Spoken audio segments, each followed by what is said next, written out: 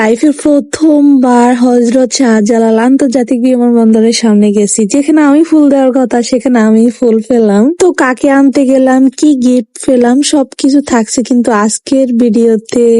আসসালামু আলাইকুম, আপনারা সবাই কেমন আছেন? আশা করতেছি অনেক ভালো আছেন। সকাল সকালে এত সুন্দর ফুলগুলা দেখে কিন্তু আমার দিনগুলা শুরু হয়েছে। আর আজকে একটা জিনিস আমি খেয়াল করছি, আচ্ছা এই ফুলের নাম কি আমার এখন মনে পড়তেছে না, কিন্তু আজকে রাস্তা দিয়ে যাইতে যাইতে দেখছি সবচাইতে বেশি এই ফুলটাই ঢাকা শহরে। তো আমরা সকাল সকাল রওনা দিয়ে দিলাম, আবার খুব বেশি সকাল বললে ভুল হবে, প্রায় 9:30টার দিকে রওনা দিছি। তো এটাই হয়েছে আজকে সবচাইতে বড় ভুল, 9:30টার দিকে রওনা দিছি, একটু পরে কিন্তু সবার অফিস, এই যে সবাই যাবে সবার অফিসে, আর এখন কিন্তু রাস্তা টোটালি ব্লক। তো আমরা যদি 2 ঘন্টা হাতে নিয়ে বাইর হইতাম তাহলে কিন্তু কোনো জ্যামে পড়তাম না। তো এইদিকে তো আপুর নিকাব পড়া দেখে আমি একদম হাসতে হাসতে শেষ, আর আরেক দিকে তো জ্যামে আমার অবস্থা একদম খারাপ গাইজ, এত মাথা ব্যথা করতেছে। তারপর সকালের নাস্তা খুব বেশি ভারী করি নাই, তো গাড়ির মধ্যে সিঙ্গারা নেওয়া হয়েছে। সিঙ্গারা গুলো আমার ভালোই লাগে, চমচও আমার খুব ভালো লাগে, কিন্তু বাইরের চমচের মধ্যে আমি একদম স্বাদই পাই না। তো আজকে যাব আমার দুলাভাইকে রিসিভ করতে, উনি প্রায় বিমান ল্যান্ড করছে, মানে 8:45-এ।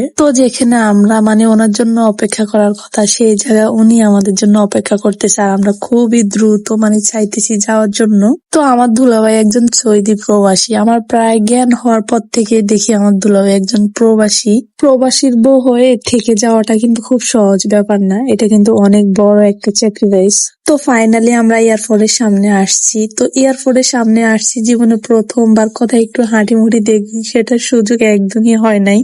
আচ্ছা আর আফুরা ভাইয়েরা, আপনারা কি আমার চ্যানেলকে সাবস্ক্রাইব করতেন না? নিয়ে কথা কন, আপনারা একজন যদি একে সাবস্ক্রাইব করেন তাহলে তো এতদিন আর 1K হয়ে যেত। হ্যাঁ, তো 1K সাবস্ক্রাইব সেলিব্রেশন করার জন্য অপেক্ষাই করতেছি। তো এয়ারপোর্টের সামনে আসি, যেভাবে জ্যাম ঠেলতে হবে এটা একদম ভাবি নাই। আর এই হচ্ছে আমাদের নতুন বেয়াই, মানে কিছুদিন আগে কিন্তু আপনাদেরকে একটা ভিডিও দিছিলাম, তো সেই ভিডিওতে আমার বোনজির কাবিন হয়েছে আর কি, তো তার শ্বশুর। তো আজকে যাবো কিন্তু ওনাদের বাসায়, আর ওনাদের বাসায় কিন্তু এখান থেকে খুব বেশি না, 300 ফিটের মাথার। উনি এয়ারপোর্টে চলে আসছেন আমাদেরকে নেওয়ার জন্য, কত আন্তরিকতা, মাশাআল্লাহ। আর এখন তো আমার দুলাভাই অপেক্ষা করতেছে যে আমরা কখন আসবো। যেখানে আমরা অপেক্ষা করার কথা সেখানে উনি আমাদের জন্য অপেক্ষা করতেছে। তো প্রায় 12 ঘন্টা দুলাভাই কিন্তু প্লেনে ছিল, অনেক জার্নি হয়েছে, দুলাভাই একদম পা ব্যথা হয়ে গেছে।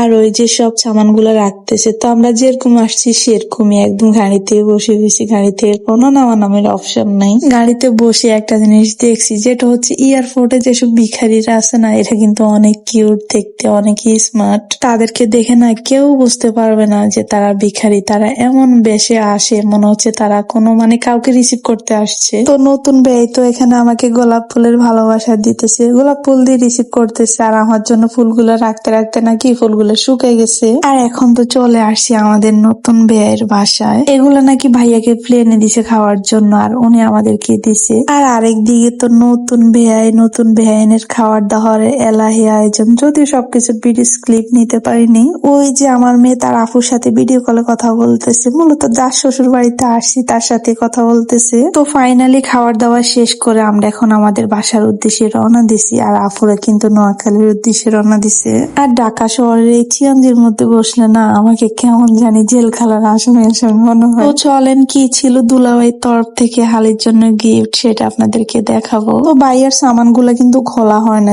সামানের মতন আছে, আর হাতের মধ্যে যেগুলো ছিল সেগুলাই দেখাবো।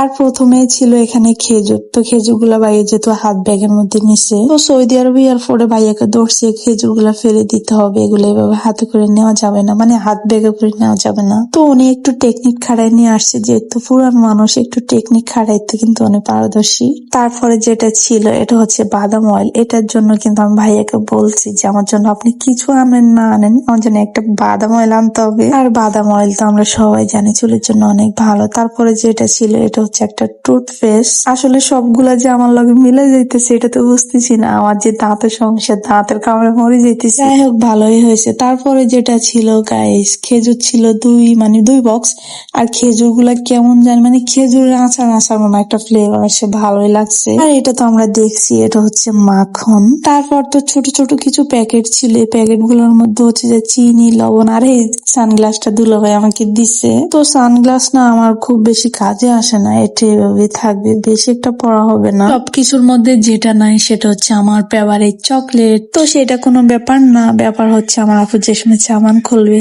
আমার জন্য অনলি চকলেট গুলো আগে আগে রেখে দিবে।